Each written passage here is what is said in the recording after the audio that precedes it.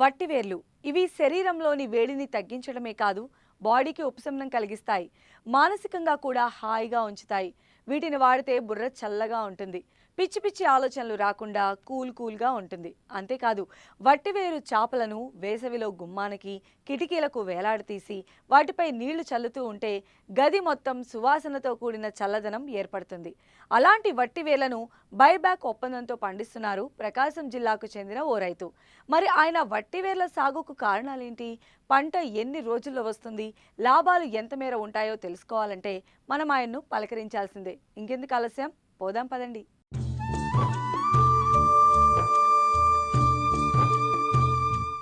వట్టివేరు వాణిజ్యపరంగా దీన్ని వెటివేర్, కస్కస్ రూట్ అంటారు. ఇది దుబ్బు వలె పెరిగే గడ్డి మొక్క. పత్రాలు చాలా పొడవుగా ఉంటాయి. పువ్వులు పొడవుగా ఉండి గుత్తలుగా వస్తాయి. వాటి అంచులు రంపం మాదిరిగా ఉంటాయి. ఈ మొక్కలు అధిక వేరు దిగుబడినిస్తాయి. దీని వేర్లలో నుండి వచ్చే సుగంధమైన నూనెకు మార్కెట్లో మంచి డిమాండ్ ఉంది. ఈ నూనెతో వట్టివెరాల్, వట్టివేరోస్, వట్టివెరైల్ ఎసిటేట్లను తయారు చేస్తారు. అంతేకాదు, ఈ నూనెను గంధం, లావెండర్, పచౌలి, రోజ్ ఆయిళ్లలో కలుపుతుంటారు. వీటితో పాటు పర్ఫ్యూమ్, సబ్బులు, పొగాకు, పాన్ మసాలా తయారీలో వాడతారు. అల్సర్లు, వాపులను తగ్గించేందుకు ఉపయోగిస్తారు. చల్లదనానికి వట్టివేళ్ల ఉపయోగం అందరికీ తెలిసిందే. కూలర్లలో వీటి వాడకం ఎక్కువే. అలాగే కిటికీలకు, ద్వారాలకు, బాల్కనీల్లో వీటితో అల్లిన చాపలు వేలాడదీసి వాటిపై నీళ్లు చల్లుతుంటే సువాసన భరితమైన చల్లని గాలిని ఆస్వాదించొచ్చు. దీని నుంచి వచ్చే సువాసన మనస్సుకు, శరీరానికి మంచి సాంత్వన చేకూరుస్తుంది. అలాంటి వట్టివేరును ఏపీలో మొట్టమొదటిసారిగా ప్రకాశం జిల్లా కొత్తపట్నం మండలం రాజుపాలెం గ్రామానికి చెందిన రైతు రామచందర్ సాగు చేస్తున్నారు.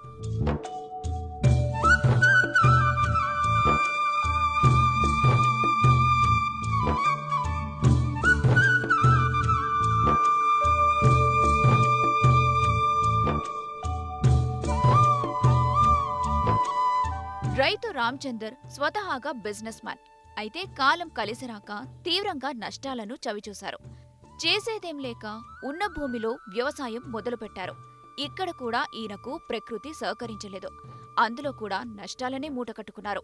అయితే మిత్రుల సలహాతో ఓ కంపెనీతో బైబ్యాక్ ఒప్పందం చేసుకుని మొదట 25 సెంట్లలో ప్రయోగాత్మకంగా వట్టివేరును సాగు చేపట్టారు. మంచి దిగుబడొచ్చింది. పంట లాభసాటిగా ఉండటంతో ఈసారి 3 ఎకరాల్లో సాగు చేస్తున్నారు. ప్రస్తుతం కోత దశలో ఉంది. ఆయిల్ కంపెనీలో పనిచేస్తున్నటువంటి నా మిత్రుడు ఒకడు వచ్చి ఇక్కడ వట్టివేరు సాగు చేస్తే మంచి లాభదాయకంగా ఉంటుందని చెప్పేసి చెప్పడం జరిగింది. నేను అప్పుడు కూడా అయిష్టంగానే ఈ వట్టివేరు పంట వేయటానికి ఒప్పుకున్నాను. మొదట 20 సెంట్లు సాగు చేశాను.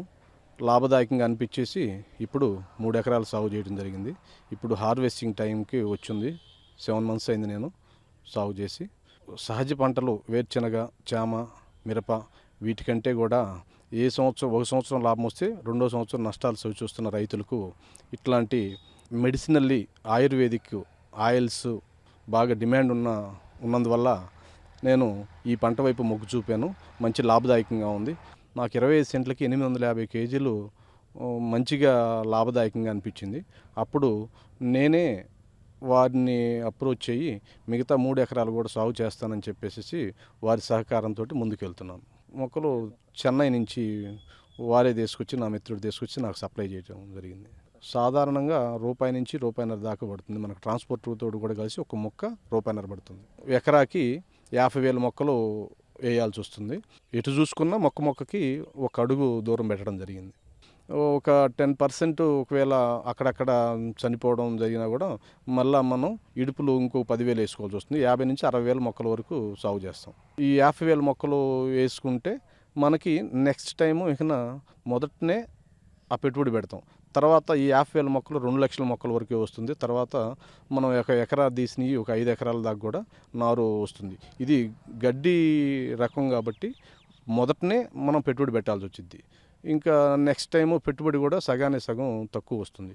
సహజంగానే ఒక 2 సార్లు 3 నాగేళ్ళ చెట్టు వేసి దున్ని తర్వాత పళ్ళమానం పెట్టేసి చెత్త అంతా రొళ్ళు వేసుకున్న తర్వాత వాళ్ళు ఇచ్చినటువంటి నారుని మనం ట్రీట్మెంటు చేసి అంటే ఏమి పురుగు ఆశించకుండా ట్రీట్మెంట్ చేసేసి నాటడం జరిగింది.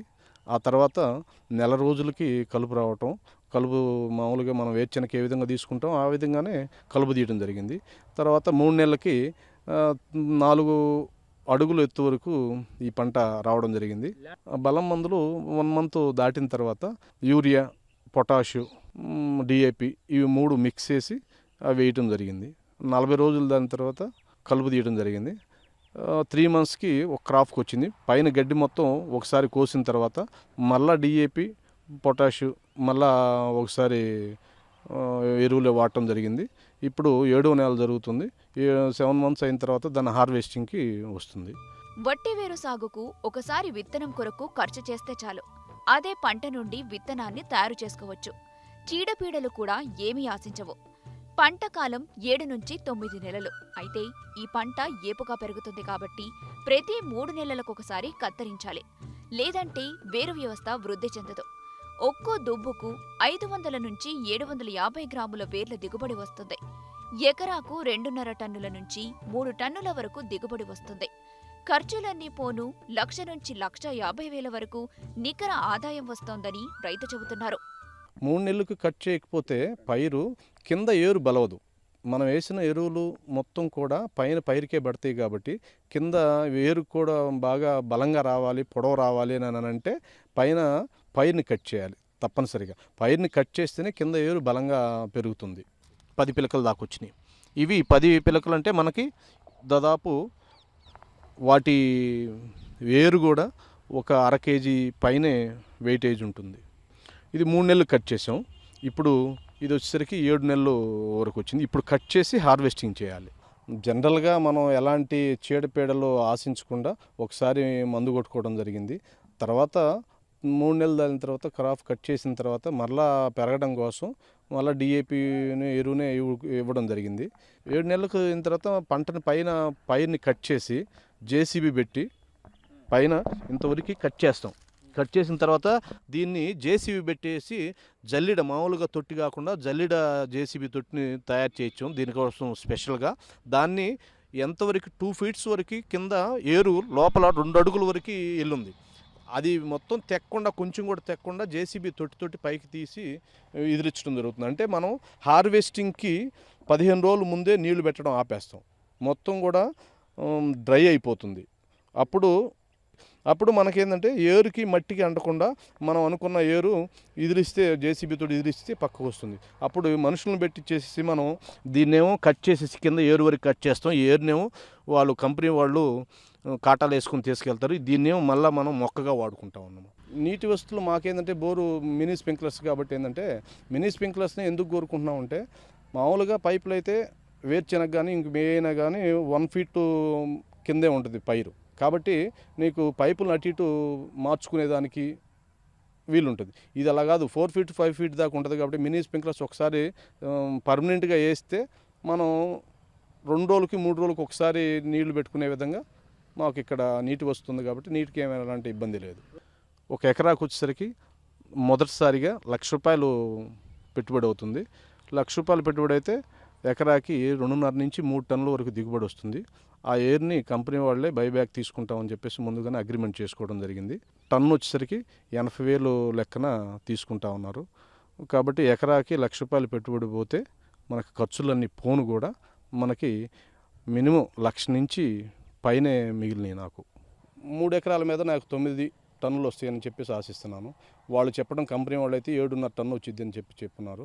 నేనైతే 9 టన్నులు వచ్చింది. ఎందుకంటే దిగుబడి బాగా వచ్చింది. నాకు చూస్తేనే ఒక మొక్కకు వచ్చేసరికి 1/2 కేజీ 500 గ్రామ్స్ వెయిటేజ్ ఉంది. నేను 50,000 మొక్కలు దాకా వేసాను. ఒకవేళ ఒక 10% చెక్కిన 40,000 మొక్కలు వచ్చినా కూడా దాదాపు ఒక్కోటి విడిగా ఉన్నది ఎక్కడ వచ్చేసరికి కేజీ కూడా వెయిటేజ్ ఉన్న మొదళ్ళు ఉన్నాయన్నమాట. దాన్ని బట్టి నేను 2.5 నుంచి 3 టన్నులు వస్తుందని చెప్పేసి ఆశిస్తున్నాను. ప్రభుత్వం నుంచి ఇంతవరకు అయితే మేము వేసున్నాం. ఇక్కడే మండల హెడ్ క్వార్టర్కి నేను దగ్గరగానే ఉన్నాను. నా ఎదురుగా హార్టికల్చర్ ఉంది. ఒక్క అధికారి కూడా ఇంతవరకు వచ్చేసి కొత్తగా పంట వేస్తున్నారు కదా, మీరు ఏం పంట, దీనికి ఏం వాడుతున్నారు, ఏంటి, మిగతా రైతులకి ఎలాంటి నీకు సూచన కావాలని ఇంతవరకు ఎవరైతే వచ్చిన దాఖలాలు లేవు. ఇట్లా వాణిజ్య పంటలు మిగతా పంటలు డైలీ మామూలుగా వేసుకునే పంటలు కంటే కూడా ఏంటంటే లాభం ఖచ్చితంగా వస్తుంది అని చెప్పేసి ఇలాంటి పంటలకి గవర్నమెంట్ సైడ్ నుంచి ప్రోత్సాహకాలు ఇచ్చేసి వాటికి మాకు సంబంధించిన ఎరువులు ఇవి సబ్సిడీలో ఇచ్చేసి ఈ మినీ స్ప్రింక్లర్స్ వీటిని ప్రొవైడ్ చేసేసుకొని ఏదైనా డిస్టిలేషన్ యూనిట్లో ఏదైనా పెట్టుకునేదానికి సబ్సిడీ రూపంలో వచ్చేస్తే కొంచెం మేము తాహత కలిగిన రైతులు ముందుకు వచ్చేసి పక్కనే డిస్టిలేషన్ యూనిట్ ఉంది అని అంటే రైతులు ముందుకు వచ్చేసి కంపల్సరీగా బైబ్యాక్ తీసుకుంటారు కాబట్టి ఎక్కడో దూరంగా ఉన్నటువంటి కంపెనీ మీద వాళ్ళు బిలీవ్ అయ్యేసి రైతులు ముందుకు రారన్నమాట. ఒకవేళ వాళ్ళు తీసుకోకపోతే మన పరిస్థితి ఏంటంటే అని ఆలోచించేదానికి ఎక్కువ ఆస్కారం ఉంది. కాబట్టి డిస్టిలేషన్ యూనిట్కి మాకు కావాల్సినటువంటి సహకారం అందిస్తే బాగుంటుందని మేము కోరుకుంటున్నాం. భారత కోస్తా ప్రాంతాల్లో చేతికొచ్చిన పంట వరదలు పాలు కావటం, అకాల వర్షాలతో నాశనం కావటం మనం చూస్తూనే ఉన్నాం. ప్రతిపక్షాలు పరిహారం అడుగుతూనే ఉంటాయి. పాలక పక్షాలు ఎంతో కొంత విధులిస్తాయి. ఎందుకంటే అతివృష్టి, అనావృష్టి, వరదల్లోనే పాలకుల ప్రయోజనాలున్నాయి. అందుకే శాశ్వత పరిష్కారం వెతకరు. శాశ్వతంగా నష్టపోతున్నది మాత్రం రైతాంగమే. ఈ నేపథ్యంలో వానలకు, వరదలకు దెబ్బతినకుండా పెరిగి లాభం చేకూర్చగల వట్టివేరును కోస్తా ప్రాంత రైతులు సాగు చేస్తే మంచిదే. ఈ పంట భూమి కోతలను అరికట్టడమే కాకుండా భూసారాన్ని పరిరక్షిస్తుంది. వీటి వేలు భూమి లోపలికి చాలా లోతు వరకు వెళ్తుంటాయి కాబట్టి నీటి ఎద్దడిని తట్టుకుంటాయి. అంతేకాదు, ఈ గడ్డి నుంచి వచ్చే సువాసన వలన పంటలకు సోకే క్రిమికీటకాలు దరిచేరవు.